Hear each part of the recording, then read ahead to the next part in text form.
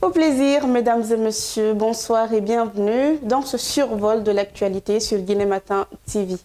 À Conakry, une conférence a été organisée pour célébrer les jeunes champions guinéens du concours international de la dictée. Paul Gérald Lajoie, Mohamed Traoré a remporté la première place à la finale internationale, tandis que Fatmata Bali s'est classée troisième dans la catégorie classe francophone.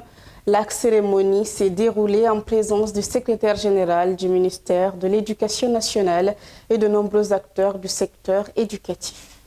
Une tornade accompagnée de foudre a causé la mort de 2 femmes hier soir à Sourou, un village de la préfecture de Gawal. Ramata Sidibé, mère de 3 enfants, et Mariam Keita, 18 ans, ont perdu la vie alors qu'elle se faisait tresser dans une case frappée par la foudre qui a été complètement calcinée. À Bouré Boukaria, dans la préfecture de Kintinya, le corps sans vie d'une adolescente de 15 ans a été retrouvé dans une maison inachevée. La victime, Manti Kondé, avait disparu la veille. Selon les premières constatations, elle aurait été violée puis étranglée, ses bras et son cou étant attachés. Une enquête est en cours pour élucider les circonstances de ce drame.